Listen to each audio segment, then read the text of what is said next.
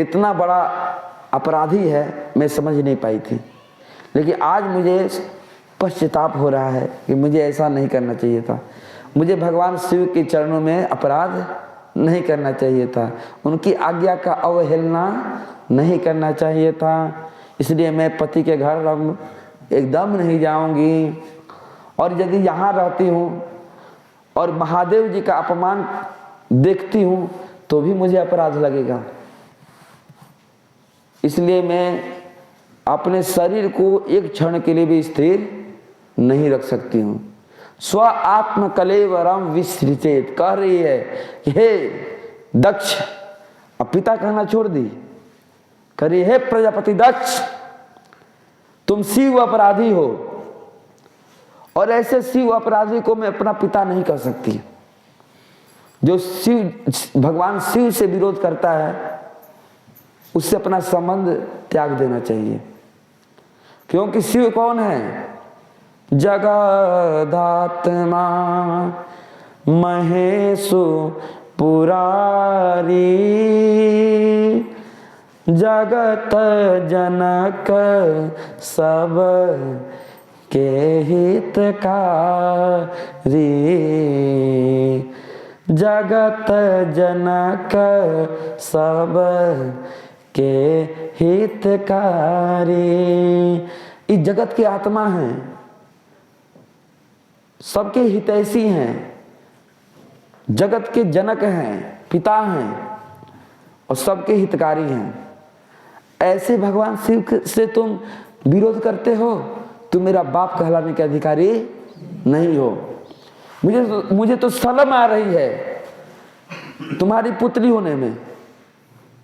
तुम जैसे पापी की मैं पुत्री हूं, तुमसे ही यह शरीर मिला है, इसलिए अब इस शरीर को इस संसार में नहीं रहने दूंगी, इस शरीर को मैं त्याग दूंगी, मैं आत्महत्या कर लूंगी। क्योंकि शास्त्र कहता है कि संत शंभु श्री पति अपवादा,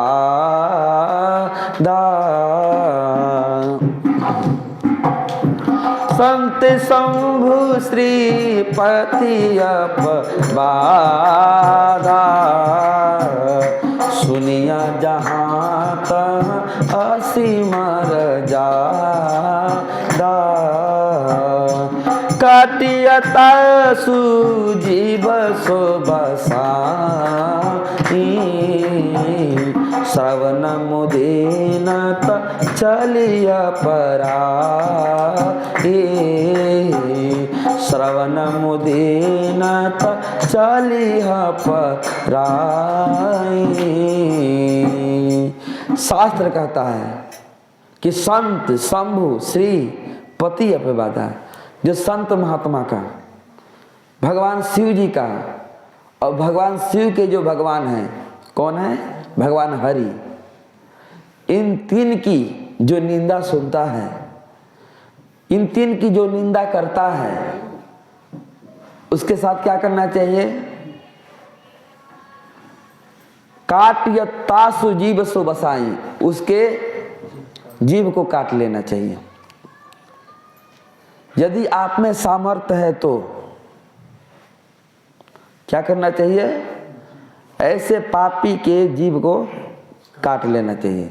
चेत प्रभु असतिम रुसतिम जिह्वाम प्रसह्य छिंद्यात। श्रीमद् भागवत में भी ये कथा चल रही है और श्री रामचरितमानस में भी ये कथा चल रही है। तो दोनों शास्त्र को लेकर के इस कथा को मैं सुना रहा हूँ आपको।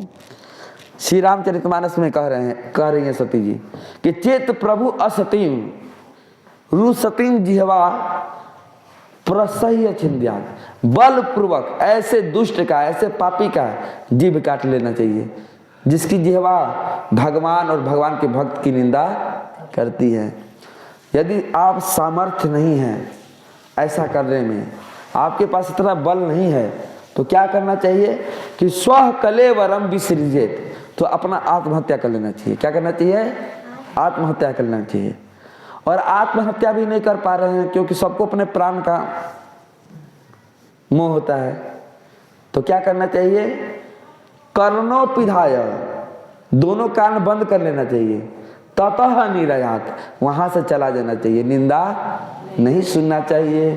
क्योंकि हरिहर निंदा सुनहि जो काना, होई पाप गो घात समाना, होई पाप गो घात समाना। जो हरि और हर महादेव की निंदा सुनता है ना, और भगवान के भक्तों की निंदा सुनता है, उसको गो हत्या का पाप लगता है। बोलिए राधे राधे। इसलिए भगवान की भक्तों की और भगवान की निंदा नहीं सुननी चाहिए। चलिए आज शिवरात्रि है, शिव जी का विवाह होगा आज की रात्रि, इसलिए आज की रात्रि सोने की कोई जरूरत नहीं है। शिव जी का विवाह कराइए और विवाह में मजा लीजिए, खूब बढ़िया बढ़िया खाने को मिलेगा। राधे राधे। बस आज विवाह देखना है। अब क्या हुआ कि सती जी क्या की कि तुरंत दक्षिण दिशा की तरफ मुख करके बैठ गई, और इतना उनमें सतीत्व था, इतना शक्ति था, क्योंकि पतिव्रता नारी थी ना, जो पति की सेवा करती है ना मन वचन और कर्म से, उसमें वो शक्ति आ जाती है, वो ऊर्जा आ जाती है। इतनी शक्ति थी कि अपने अंगूठे से अग्नि को प्रकट कर दी। बोलिए राधे राधे। किसी माचिस की तीली की जरूरत नहीं पड़ी, अंगूठे से अग्नि को प्रकट कर देती है, और उसी अग्नि में जल करके अपने शरीर को भस्म कर देती है, जला देती है। और जब शरीर त्याग रही है ना, तो एक ही प्रार्थना कर रही है भगवान श्री हरि के चरणों में कि सती मरत हरि सन बरु मांगा, जन्म जन्म शिवा पद अनुरागा, जन्म जन्म शिवा पद अनुरागा। हे भगवान श्री हरि, अब मैं जब दूसरा शरीर धारण करूं तो उस समय भी भगवान शिव ही मुझे पति के रूप में प्राप्त हो। भगवान हरि ने कहा तथास्तु, ऐसा ही होगा। अब सती जी का शरीर तो छूट गया। इधर क्या हुआ कि नारद जी तुरंत पहुंच गए, क्योंकि नारद जी मीडिया हैं। नारद जी क्या है, पहले के मीडिया हैं। नारद जी बीड़ा बजाते हुए कहाँ पहुंच गए, कैलाश। नारायण नारायण नारायण, बाबा गजब हो गया। बाबा ने कहा क्या हो गया? बाबा मैं भी रड़ुआ तू भी रड़ुआ हो गया। बोल राधे राधे। अरे ऐसे कैसे हो गया? गई थी आपकी मैडम जी पिताजी को चरण स्पर्श करने के लिए, आपके ससुर जी ने एक लात मारा, अग्नि कुंड में गिर गई और अग्नि में जल करके भस्म हो गई। झूठ मूठ कर, क्योंकि नारद जी सोच रहे थे कि कहीं हो सकता है शिव जी यह सोच रहे हैं कि इसमें हमारे ससुर की क्या गलती है, मेरी पत्नी तो खुद ही अपने आप को भस्म कर दी है, तो थोड़ा लीला में बढ़ोतरी कैसे हो गया, लीला में आनंद कैसे आएगा? लीला को तो आनंद वर्धक बनाना है ना। तो सोचे कि जब ऐसी चटपटी खबर सुनाऊंगा ना तो शिव जी को क्रोध आ जाएगा कि मेरी पत्नी को लात मार दिया। और इतना सुनते ही शिव जी का ओठ फड़कने लगा। शिव जी का ओठ फड़क रहा है और लगा कि प्रलय कर देंगे। अपनी जटा में से एक जटा उखाड़ करके जमीन पर पटकते हैं और उसी समय वीरभद्र उत्पन्न हो जाता है। वीरभद्र का शरीर एकदम विशाल था, उसका जो मस्तिष्क था वह आकाश को छू रहा था।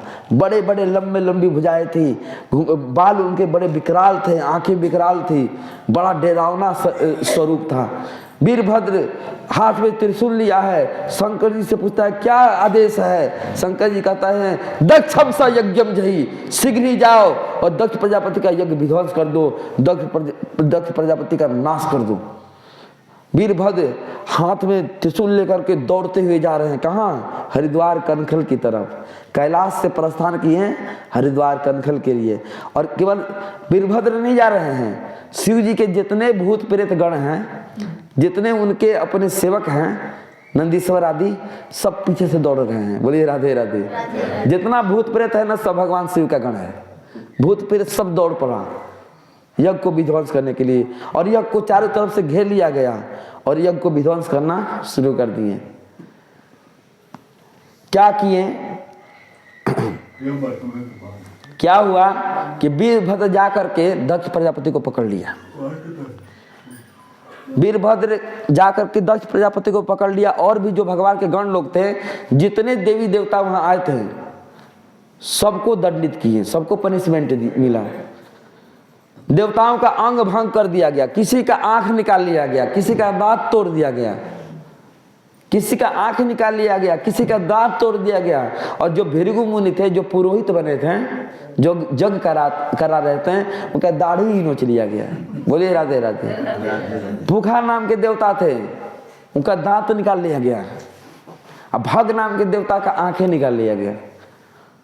और जो दक्ष प्रजापति है, उसका गर्दन मस्तिष्क वीरभद्र काटने लगा, लेकिन मस्तिष्क कट नहीं रहा था, उसका मस्तक नहीं कट रहा था। तब जब जो यज्ञ पशुओं को मारने वाला हथियार होता है, उसी यज्ञ पशुओं को मारने वाला हथियार से वीरभद्र ने उनका मस्तक काट दिया। शरीर से मस्तक अलग हो गया। उस मुख को लेकर के वीरभद्र ने यज्ञ की कुंड में झोंक दिया, जिसके चलते वह मुख, उनका मस्तिष्क, उनका मस्तक यज्ञ कुंड में जल करके, अग्नि में जल करके भस्म हो गया। केवल धड़ बचा, मतलब कि दक्ष प्रजापति मृत्यु को प्राप्त हो गया। और वहां जितनी देवियां आई थी, उन सबको क्या कर रहे हैं भूत प्रेत? खूब डरा रहे हैं, दांत निपुर करके, दांत निपुर के, बड़ा बड़ा दांत दिखा करके, बड़ा बड़ा आंख दिखा करके, ऐसे नाखून दिखा करके देवियों को डरा रहे हैं, धमका रहे हैं। देवियां डर गई, इतना डर गई कि मूर्छित हो गई, सब जमीन पर गिर पड़ी। और क्या किए? जितने भूत प्रेत थे वो क्या किए कि अग्निकुंड में जाकर के टट्टी पेशाब करने लगे। बोले राधे राधे। अग्निकुंड में जाकर पेशाब करने लगे। इतना पेशाब किए, इतना पेशाब किए, इतना मूत्र त्यागे, लघु संज्ञा किए कि अग्निकुंड का जो जल रहा था, अग्नि, वह बुझ गया। मतलब यज्ञ विध्वंस हो गया। अब यहाँ इधर क्या हुआ कि जितने देवता थे, सब रोते रोते कहाँ पहुंचे? ब्रह्मा जी के पास। ब्रह्मा जी ने बोला क्या हो गया? देवताओं ने कहा मैं क्या बताऊं, हमारी इसमें क्या गलती थी? अरे शिव जी को अपने ससुर जी को मारना चाहिए था, हम क्या बिगाड़े थे शिव जी का? ब्रह्मा जी बोले कि ये बताओ कि जब हम नहीं गए, भगवान विष्णु नहीं गए, क्योंकि उस यज्ञ में भगवान विष्णु नहीं गए थे, ब्रह्मा जी नहीं गए थे। क्यों नहीं गए थे? क्योंकि पता था कि जहाँ शिव जी का अपमान हो रहा है, वहाँ जाने से अनर्थ होगा। बोलिए राधे राधे। ये शिव, ब्रह्मा और विष्णु, ये तीनों एक दूसरे के पूरक हैं, ये तीनों एक दूसरे के बिना नहीं रह सकते हैं। इसलिए ब्रह्मा जी और भगवान विष्णु वहाँ नहीं गए थे। तो बोल रहे हैं ब्रह्मा जी कि जब हम नहीं गए, शिव नहीं गए और विष्णु नहीं गए, तो तुम लोग क्या करने गए थे? क्या उखाड़ने गए थे वहां पर तुम लोग? मिल गया ना दंड। यही होता है, शिव जी के अपराधी का जो, शिव जी के अपराधी को जो अपना दोस्त समझता है, अपना हितैषी समझता है, तो वह भी उस पाप, वह भी उस दंड का अधिकारी होता है, उस पाप का अधिकारी होता है। इसीलिए तुम लोग को दंड दिया गया है। देवता लोग कहने लगे अब खाई तो खाई, अब खाए तो राम दुहाई, महाराज हमारी रक्षा कीजिए, हमारा हाथ टूट गया है, प्लास्टर करवा दीजिए, मेरा पैर टूट गया है महाराज। एक कह रहा कि मेरा दांते सारा का सारा निकाल लिया, एक भी दांत छोड़ दिया होता तो मैं खा पी पाता, मेरा एक दांत नहीं बचा है, मैं कैसे खाना खाऊंगा, कैसे भोजन करूंगा? भक्त देवता कर रहे हैं कि महाराज मेरे दोनों आंखें निकल गया, मैं कैसे देखूंगा संसार? भृगु जी कह रहे हैं, जो पुरोहित थे, मेरी दाढ़ी बहुत अच्छी थी, बड़ा दिन से बढ़ाया था लंबा लंबा दाढ़ी, जैसे कोई चोटी बढ़ा ले, उसका चोटी काट दिया जाए तो कितना कष्ट होता है। ऐसे भृगु जी को अपनी दाढ़ी से बहुत प्रेम था, दाढ़ी नोच लिए थे शिव जी के गण लोग, से दाढ़ी के लिए रो रहे थे। मेरी दाढ़ी कितनी सुंदर थी, लंबी लंबी दाढ़ी, बकरी जैसी दाढ़ी, अब दाढ़ी मैं कहाँ से लाऊंगा, मेरी दाढ़ी दिलवा दीजिए ब्रह्मा जी। ब्रह्मा जी बोले कि हम कुछ नहीं कर सकते हैं, जो करना होगा वही करेगा जो तुम्हारा दाढ़ी नोचवाया है। बोलिए राधे राधे। सब लोग चलिए चलते हैं कहाँ, कैलाश। और सब लोग पहुंच गए कैलाश को, और जा करके